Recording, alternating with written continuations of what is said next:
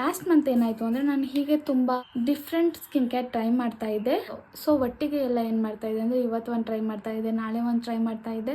ಹಾಗೆ ತುಂಬ winter season ಕೂಡ ಸ್ಟಾರ್ಟ್ ಆಗಿತ್ತಲ್ಲ, ನನ್ನ ಸ್ಕಿನ್ ತುಂಬ ಚೇಂಜ್ ಆಗಿ. ಸೊ ಫಸ್ಟ್ ನಾನು ಏನು ಮಾಡಿದೆ ಅಂದರೆ ಹೋಗಿ ಎಲ್ಲ ಚೆಕ್ ಮಾಡಿದೆ, ಲೈಕ್ ಯಾವ್ಯಾವ ಪ್ರಾಡಕ್ಟ್ಸ್ ಯೂಸ್ ಮಾಡ್ತಾ ಇದ್ದಿ, ಅದು ನಂಗೆ ಸೆಟ್ ಆಗ್ತಾ ಇದೆಯಾ ಇಲ್ವಾ ಏನು ಅಂತ. ಬ್ಯಾಕ್ ಟು ಬ್ಯಾಕ್ ಚೇಂಜ್ ಮಾಡ್ತಾ ಬಂದಲ್ಲ, ಅದಕ್ಕೆ ವರ್ಕ್ ಆಗಿಲ್ಲ ಅಂತ ಅನಿಸುತ್ತೆ. ಅದಾದ್ಮೇಲಿಂದ ವಿಂಟರ್ ಕೂಡ ಇತ್ತಲ್ವ, ಅದಕ್ಕೆ ಏನು ಮಾಡಿದೆ ಅಂದರೆ ಫುಲ್ಲು ಸ್ಟಾಪ್ ಮಾಡಿ ನನ್ನ ಸ್ಕಿನ್ ಕೇರ್ ಎಷ್ಟಿರುತ್ತೋ ಅಷ್ಟು ಸಿಂಪಲ್ ಆಗಿ ಮಾಡೋದಕ್ಕೆ ಸ್ಟಾರ್ಟ್ ಮಾಡಿ ಬರೀ 3 ಪ್ರಾಡಕ್ಟ್ಸ್ ಮಾತ್ರ ಇವಾಗ ಯೂಸ್ ಮಾಡ್ತಾ ಇರೋದು. ಫೇಸ್ ವಾಶ್, ಬೆಳಗ್ಗೆ ಮಾಯಿಶ್ಚರೈಸರ್ ಆ್ಯಂಡ್ ನೈಟ್ ಇದನ್ನು ಯೂಸ್ ಮಾಡ್ತಾ ಇದ್ದೀನಿ ಪ್ಲಮ್ಮಿಂದ. ಸೊ ಫೇಸ್ ವಾಶ್ ಬಂದು ಗ್ರೀನ್ ಟೀ ಫೇಸ್ ವಾಶಸ್ ನನಗೆ ತುಂಬ ಚೆನ್ನಾಗಿ ಸೆಟ್ ಆಗ್ತಾ ಇದೆ. ಅದು ಮೂಡಿಯಿಂದ ಈ ಫೇಸ್ ವಾಶ್ ಟ್ರೈ ಮಾಡ್ತಾ ಇದ್ದೀನಿ.